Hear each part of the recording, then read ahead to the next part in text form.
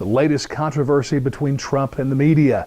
How many of the 17 intelligence agencies actually knew about or was working on the so-called Russian meddling in our last election? Trump said 3 or 4, and of course CNN and other news outlets said, oh no, all 17 were involved.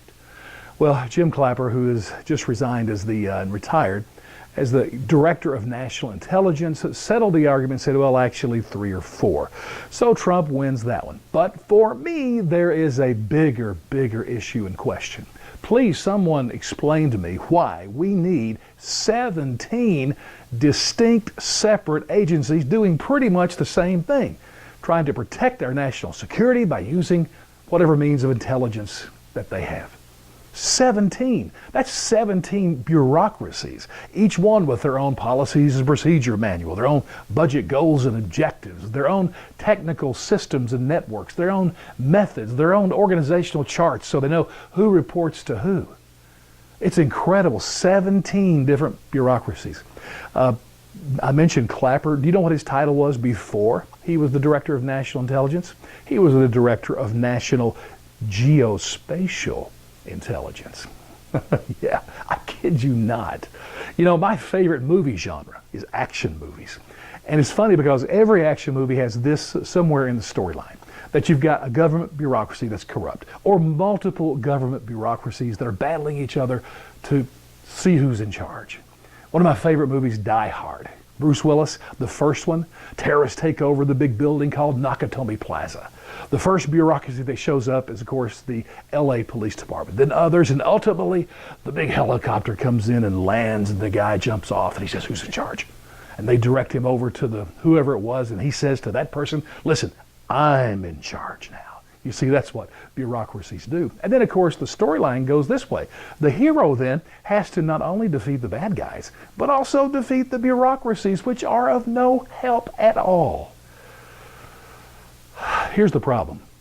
I often talk about the cost of bureaucracy. And usually I'm talking about dollars. You see, Washington, D.C., or the swamp, is made up of an infinite number and levels of bureaucracy. It's just incredible. It's such a waste.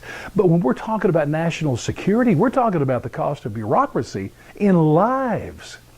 Let's go back to 9/11. After that terrible attack, there was much discussion about the fact that many of these agencies had just parts and pieces of information, some about the hijackers, some about the possible attack and what was going on behind the scenes. And they say that if these agencies had been on the same page, they may have been able to stop that.